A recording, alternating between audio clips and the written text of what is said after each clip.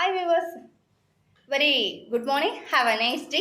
So இன்னைக்கு மார்கழி 13ஆம் நாள் சக்தி திருப்பாவை பார்த்துடலாம். அன்னைமா காளி அணிநேரம் போல் மெய்க்கருத்தே அவள் சூளம் போல் மின்னி அவர் குழல் போல் நின்றமிர்ந்து முன்னலியம் அவள்டியால் போல் நீரை தான் சுரந்து மும்மாறி புலிநின்ற வையமெல்லாம் காக்கவென மின்னலடை மெல்லியலே அன்னனடை தீங்குயிலே முன்னம் எழுந்து புனல் குடைந்தாடி மருவத்தூர் அன்னை பராசக்தி அவள் அருள் வேண்ட வாராமல் இன்னும் இறங்கிதியோ எழுந்தேலோ எம்பாவாய்.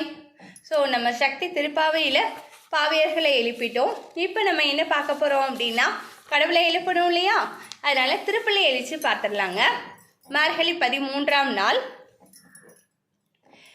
அன்னையின் திருமொடியில் அணிந்த ஒரு பொன்மொடியும் 1000 கதிர்கள் மின்னலென ஒளிர்கின்ற மேகலையும் செம்பட்டு சேலையொளி கண்டு விம்ம தன்னிகர் இல்லாத முக்கண்ணியும் தன்முல்லை புன்னகையும் காண என்முக செவ்விக்கே ஏங்கும் நின் மைந்தருளும் குளர்வழி மலர்ந்தருள்வாய். ஆமாம் வியூவர்ஸ், இப்போ நம்ம கடவுளை எழுப்புகிறோம். ஒன்ஸ் அகைன் நான் அதை சொல்லிடுறேன்.